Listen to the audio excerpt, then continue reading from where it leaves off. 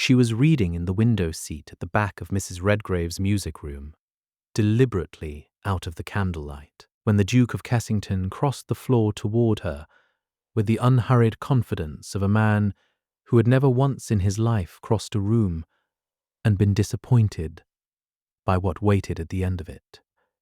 "You are the only person in this house tonight who has not looked up once during 3 separate performances of the same aria," he said, by way of introduction, dropping into the chair opposite hers without waiting to be asked. "I find myself considerably more curious about your book than about the soprano. What has you so thoroughly unimpressed by both?" Frances Whitmore closed her book over one finger and looked up at him with an expression he would spend a great deal of the following fortnight trying to name. Not the flustered pleasure most women managed when the Duke of Kessington troubled to notice them, but something closer to private, weary amusement, as though she had already read this particular chapter of her own life, and found it rather predictable. "I find sopranos considerably more interesting than dukes, Your Grace, though, I confess, neither has managed to surprise me tonight. That is either the most honest thing anyone has said to me all season, or the most practiced insult I have yet been offered. I cannot decide which." "Perhaps it is simply true," she said, and returned to her book, which unsettled him rather more than an outright set-down would have, because Gideon Fairhurst had built an entire adult life on the reliable, comfortable knowledge that women did not generally close a conversation with him before he had chosen to end it himself. He did not leave. He stood there a moment longer, studying her with the same faint, baffled interest he might have given a locked door in a house he'd assumed he owned outright, and said, "I do not believe I caught your name." "No," she agreed, not looking up. "I don't imagine you did." And something in the particular, quiet certainty of it followed him across the room for the rest of the evening, like an unanswered question he had not yet realized he was desperate to solve. He learned the whole of it an hour later, from his own sister, over a glass of ratafia neither of them wanted. "You've been staring at Frances Whitmore across this entire room, Gideon, and I confess I find it the most entertaining thing I've witnessed all season." Lady Julia Fairhurst did not trouble to hide her delight. "Do you truly not recognize her?" "Should I? You proposed to her, you enormous fool. Twice. By letter, through her father both times, the autumn before last, and again this past spring, when Aunt Constance was so certain the match would suit you both that she practically drafted the settlement herself." Julia watched his face change with evident satisfaction. "She refused you." "Both times. I assumed, since you never once mentioned the matter again, that you had simply forgotten the whole business the moment the second letter came back declined, which I begin to suspect is precisely what happened, and which I also begin to suspect is exactly why she refused you in the first place." Gideon set down his glass with rather more care than the gesture required. "I proposed marriage to that woman twice, and did not know her face. You proposed marriage to a name on a settlement. Twice, and never once troubled to learn her face, which I imagine is precisely the insult she was declining, rather than you yourself." Julia patted his arm, with the particular fondness of a sister who has waited years for exactly this kind of comeuppance. "I should go and apologize, were I you, though I don't imagine an apology delivered with that expression will do you any favors tonight." He stood a moment longer beside his sister, replaying with increasing discomfort the exact words of both letters he had sent. Brisk, businesslike things, dictated between estate matters, each one reading rather more like a notice of intent than an actual courtship. He had been proud of their efficiency at the time. He found, turning them over now in memory, that efficiency was a rather ugly word for what they had actually been. "You are wearing the face of a man doing sums he does not like the answer to," Julia observed. "I am wearing the face of a man who has just discovered he proposed marriage twice, without once wondering whether the woman in question might prefer to be asked rather than informed. He set down his glass. Entirely. I find I do not care for the answer at all. He crossed the room a second time, with considerably less confidence than the first crossing had cost him, and found her exactly where he'd left her, still reading, apparently undisturbed, by having just detonated the whole of his self-regard without raising her voice once. "You might have told me," he said, "rather than let me make a fool of myself over a soprano. You did not ask my name, Your Grace. You asked what I thought of the singing." She looked up at last, and there was no triumph in her face at all, only a tiredness that struck him harder than anger would have. "I did not refuse you twice because I found you disagreeable. I have never in my life laid eyes on you before tonight, which was rather the entire point of my refusing. A woman does not care to be acquired through her father's post, however flattering the settlement, by a man who has never once thought it worth his while to ask her himself. That is a fair grievance. It is the only grievance I have ever held against you, and I find I am rather astonished to hear a duke admit as much without an argument attached to it." Something in her wariness eased, fractionally, at that. "Most men in your position would have told me I ought to have been grateful for the letter at all. I begin to think," Gideon said slowly, "that most men in my position have never once had to earn anything they wanted, and have therefore never learned how badly they do it when finally required to try." Her chaperone, an elderly cousin dozing by the fire, stirred just enough to remind them both of the proprieties, and Gideon rose to take his leave rather sooner than he wished to. At the door he turned back once. "May I write to you again, Miss Whitmore, properly this time? I find I have a great many questions I never thought to ask a name on a settlement, and I should like to start asking them of the actual woman instead." "You may write," she said, "provided you understand that a third letter proposing marriage will meet exactly the same answer as the first. 2, however prettily worded." "I had no intention of proposing again by post," he said. "I find I have finally understood that some things are worth doing badly in person rather than well on paper," and left her with the small, unfamiliar sensation of having been genuinely surprised by a man twice in one evening.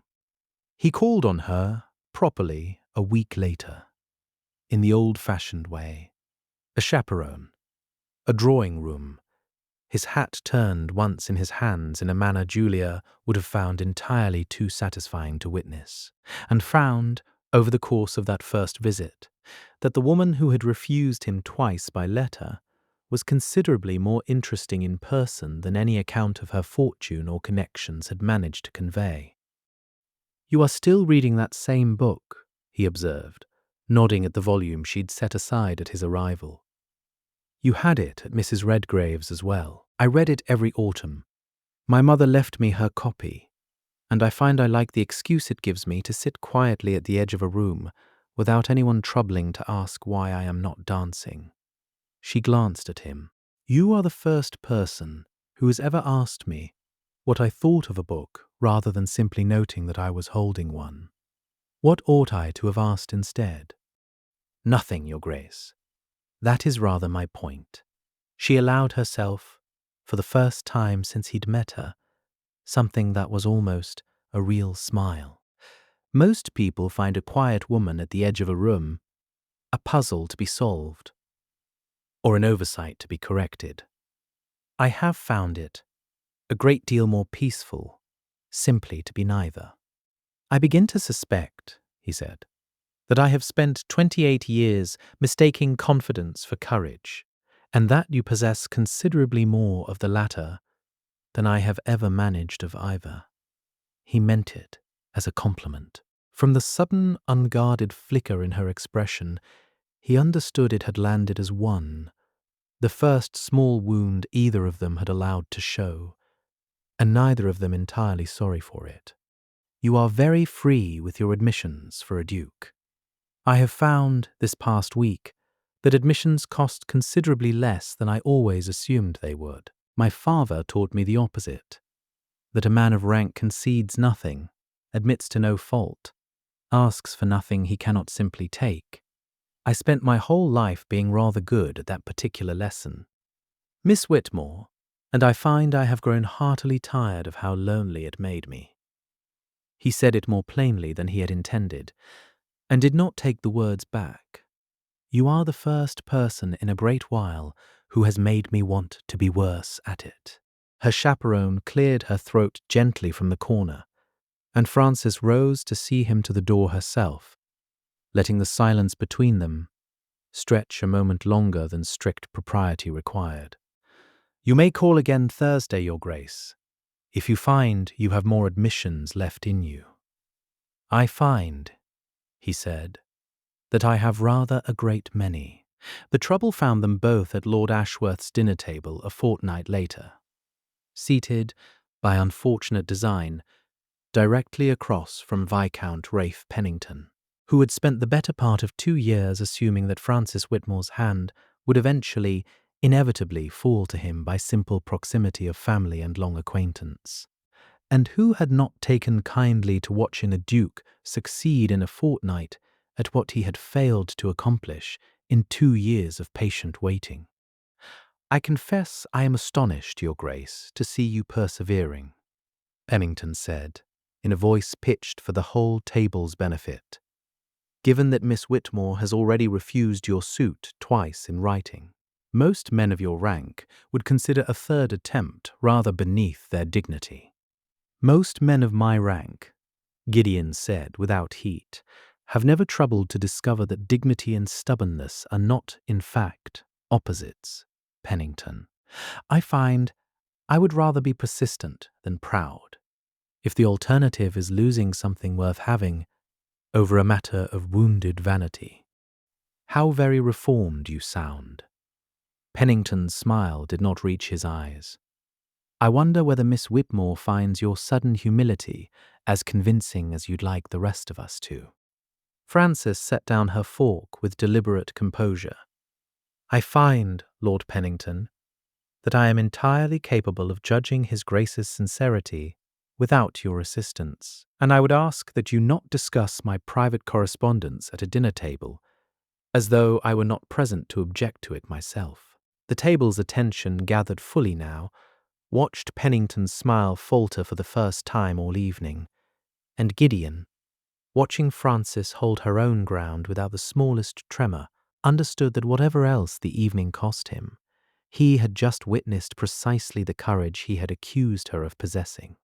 Lord Ashworth, sensing the temperature of his own dinner table rising past what good manners could comfortably absorb, called loudly for the next course, and steered the conversation toward the county's disappointing harvest, with the practiced desperation of a host who had presided over a great many awkward silences in his time. Pennington subsided, outwardly, for the remainder of the meal, though Gideon caught him twice more watching Frances with an expression that had nothing companionable left in it at all. You needn't have defended me so publicly, Frances murmured, as the party rose to remove to the drawing-room. I am perfectly capable of managing Lord Pennington's opinion of me without a duke's assistance. I did not do it for your sake alone, Gideon said. I find I rather enjoyed correcting him. It is possible I have simply been looking for an excuse to dislike the man properly for some time now, and he has finally given me one I need not feel guilty about. Pennington found her alone in the garden before the carriages were called, and did not trouble to soften what he'd come to say. He is only pursuing you now because you wounded his pride, Frances. I have known Kessington since we were boys at Harrow, and I promise you, a man like that does not chase what he cannot have out of affection. He chases it because he cannot bear to lose, and the moment he has secured your yes, I expect you will find his interest cools considerably. You have known him since Harrow, and yet it is I who have spent the last fortnight actually speaking with him, Lord Pennington. She kept her voice even. Though his words had found the exact soft place her own doubts had already worn thin. I do not require your assessment of his character. I have formed my own. Your family has always assumed you and I would settle the matter between us eventually. I had thought you understood that as well as I did. I understood no such thing, and I begin to think you have mistaken 2 years of my politeness for 2 years of my consent. She turned to leave and found, walking back toward the lit windows of the house, that his words had lodged somewhere she could not entirely dislodge them. Not because she believed him, but because some old, well-worn part of her had spent a lifetime bracing for exactly the disappointment he'd just described. She learned the truth of Pennington's own stake in the matter 3 days later, from her aunt, who mentioned, in the idle way of a woman repeating old family gossip, that Rafe Pennington's own father had lost a considerable inheritance dispute to the Whitmores 2 decades before, and that the family had always half-joked a marriage between the two houses would settle the old grievance neatly. A joke Pennington himself, it seemed, had long since stopped finding amusing, and started, instead, believing to be his due. Francis sat with the information a long while and felt the shape of the last fortnight rearrange itself entirely. I believed I was being warned off a prideful man, she thought. I understand now that I was only ever being warned off by one. You've gone very quiet, my dear, her aunt observed, refilling her own teacup with the placid unconcern of a woman who had delivered a piece of decades-old gossip without the smallest notion of its present importance. I do hope I haven't upset you, dredging up old Pennington history. It was all settled between the fathers years before either of you were old enough to have an opinion on the matter. No one settled anything with me, Aunt. That has rather been the trouble with the whole of my life. Until this month. Frances set down her own cup, her mind already working through the shape of what she now understood. 2 years of Pennington's quiet, patient assumption, dressed up as devotion, when it had only ever been a grievance wearing a suitor's face. I begin to think I owe Lord Pennington a considerably more direct conversation than the ones I've been having with him in gardens after dark. She did not seek that conversation alone, however tempting the satisfaction of confronting him unaided might have been. She wrote instead to Gideon and asked him to call the following afternoon, not because she required his protection, she told herself firmly, but because a matter concerning both their names deserved to be settled by both of them together, in the open, rather than managed separately in shadows, the way everything in her life had always seemed to be managed before. She told Gideon everything, 3 nights later, in her father's own library, because she had decided that whatever this courtship was becoming, it would not survive being managed carefully around Pennington's feelings any longer than her own had already been. He believes I am owed to him by 20 years of an old grudge, and he has spent a fortnight trying to convince me your interest is nothing more than wounded pride, refusing to accept a loss. She met Gideon's eyes steadily. I did not entirely disbelieve him. Your Grace, not because I doubted your sincerity, but because I have spent my whole life being the woman other people's plans get arranged around, and it is a difficult habit to unlearn in a fortnight.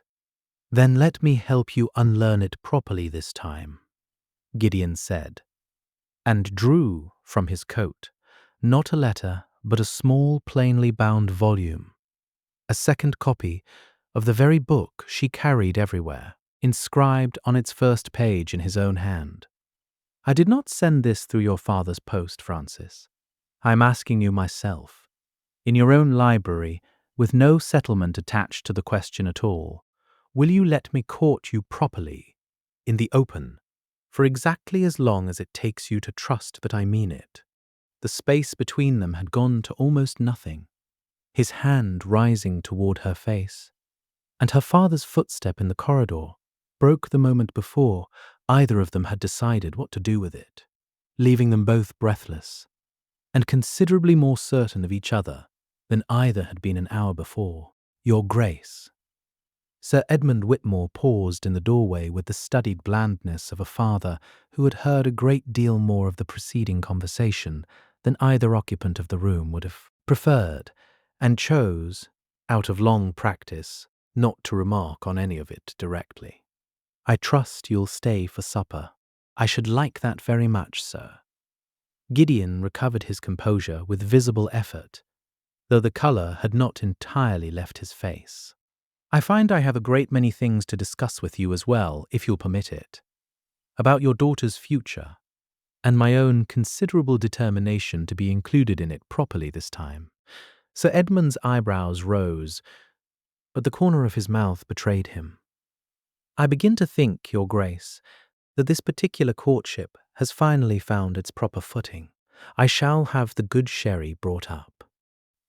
Gideon made his choice publicly a week later, at the very assembly where Julia had first told him the truth of his own foolishness, standing before the same room that had watched him fail to recognize his own intended bride a month before. "I proposed to Miss Whitmore twice by letter, and was rightly refused both times, because I had not troubled to ask her, as a man asks a woman he means to spend his life beside," he said, loudly enough to carry his own pride laid open for the whole assembly to examine. "I ask her now, properly, in front of everyone who watched me learn how badly I once did this. Francis, will you have me, not as a settlement, but as myself?" She had not expected the question in front of 200 witnesses, and found, standing there with every eye in the room upon her, that she did not need a moment's hesitation to answer it. "Yes," she said, "though I reserve the right to remind you, for the rest of our lives, precisely how badly you did it the first 2 times." And the laughter that broke across the room was warm, rather than cruel, precisely because everyone present had watched the whole of his humbling and found, in its ending, something worth cheering for. Pennington's last move came 4 days later, a forged note delivered to Gideon's own townhouse, purporting to be in Francis's hand, suggesting she had accepted his proposal only after securing a private promise from Pennington himself that he would still have her should the ducal engagement fail to hold. A hedge, the letter implied, against a man she did not fully trust. Gideon read it twice in his own library, and felt the old certainty surface despite everything he'd learned in the past month, that people wanted his title, his fortune, his usefulness, and precious rarely the man attached to any of it. And for one bitter hour he let himself believe it, before he thought, with a clarity that steadied him considerably, to compare the hand against the inscription in the very book he'd given her, still sitting on his own desk where he kept it. The forgery did not match a single letter of her true hand. He very nearly did not go at all. He sat a long while in his own library with the forged note before him, the old lesson surfacing despite everything the last month had taught him. That everyone, in the end, wanted something from a duke, and that the woman who had seemed the one exception might, after all, prove no different from the rest. It was the mismatched hand that finally shamed him out of the chair. She had never once, in the whole of their acquaintance, given him cause to doubt her word, and he found he would rather be wrong about a housemaid's bribery than wrong about the one person who had taught him what honesty actually looked like up close. He went to her that same evening rather than nursing the doubt any longer, and found her already waiting in her father's hall, Pennington's own housemaid, bribed, guilty, and considerably more frightened of a duke's temper than of her former employers, standing beside her with a full confession already given. "He paid her to deliver a fabricated note as though it were mine," Francis said, before Gideon could speak at all. "I have had the whole account from the girl herself not an hour ago. I did not wait for you to doubt me, Your Grace, because I have learned this past month precisely how quickly an unanswered doubt curdles into certainty. and I did not intend to let his lie sit in your hands one evening longer than it had to." "I compared the hand myself," Gideon said, "before I ever reached your door. I did not come here to accuse you. I came because I have learned, finally and rather too slowly, that trust is a thing one defends rather than merely feels." They confronted Pennington together the following afternoon, in front of both families and the housemaid's own sworn account, the forged letter laid on the table between them like the last. Thin argument of a man who had run out of better ones. "You have spent 2 years telling yourself I owed you a debt your own father lost fairly, Lord Pennington," Frances said, her voice carrying clear across the room. "I do not know what wound you are truly nursing beneath that grievance, and I find, after everything, that I am no longer interested in discovering it on your behalf. You may keep your grudge. I have no further use for it. You have no proof of any of this beyond a frightened girl's word," Pennington said, though the confidence had gone entirely out of his voice. "I have the girl's word, her master's coin still in her own pocket for the counting, and a hand that does not match a single letter of my own, Lord Pennington, which is rather more evidence than you troubled to gather before deciding I owed you 2 years of my future." Frances did not raise her voice at all, which made the words land considerably harder than shouting would have. "You have spent your whole adult life certain the world owed you a correction for your father's loss. I am sorry for that loss, truly. I am not sorry to tell you that I was never the currency meant to settle it. And I would ask you, for both our sakes, to stop pretending otherwise." Pennington looked once around the room and found no ally in it. He left the county within the month, his own family's patience for the scandal considerably shorter than his pride had accounted for, and was not received in any drawing-room that mattered again. Sir Edmund, who had said little through the whole confrontation beyond a grim nod at each point in his daughter's favour, cleared his throat once the door had shut behind Pennington's retreating back. "I owe you an apology as well, my dear, though it is 2 years overdue rather than 1.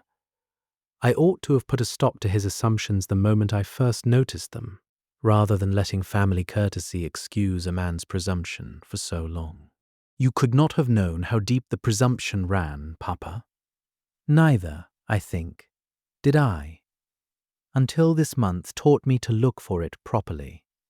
Frances pressed her father's hand, and found, in the small gesture, considerably less anger left in her than she'd expected. Whatever Pennington had cost her these past 2 years, she had come out the other side of it, with a clearer sense of her own worth than she had ever managed to claim before he'd forced the question. Gideon turned to Frances once the room had emptied, and took her hand without a shred of the confidence that had first carried him across Mrs. Redgrave's music room. "I have asked you 3 times now, in 3 entirely different ways, and I find I am not tired of it yet."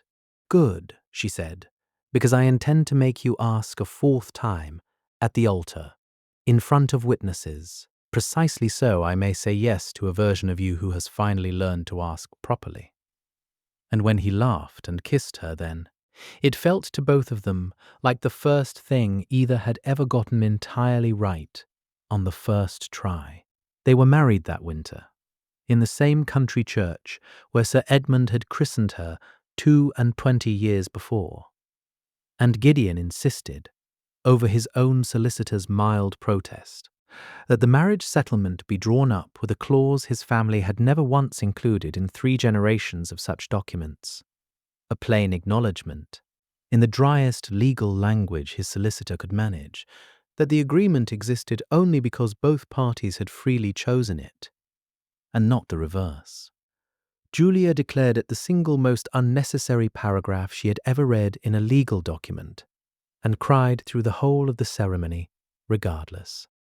A year later, in the quiet library at Kessington that had become, by unspoken agreement, their favourite room in the whole enormous house, Frances Fairhurst, Duchess of Kessington, sat with her husband's head in her lap, and two worn copies of the same book on the table beside them, one hers, one his, both read through more times than either could count. Julia writes that Pennington has settled in Scotland, Gideon said, married to a woman who is, by all accounts, considerably less patient with his grievances than the county ever was. I find I am not moved to pity him. Nor I, though I confess I think of him rather more kindly than I once did. He wanted to be owed something for a loss that was never truly mine to repay, and I do not imagine he has found much peace carrying that particular grievance to a new county, rather than setting it down. She said it without malice, the old wound finally scarred over, rather than raw. I hope, wherever he has landed, that someone eventually teaches him what you learned in a single humiliating fortnight, that the people around him are not debts to be collected, nor I. She turned a page unhurried. A year ago you crossed a room certain no woman had ever refused you anything worth having. I find I should like our own daughter, when she comes, to grow up understanding that being refused twice was the single most useful thing that ever happened to her father.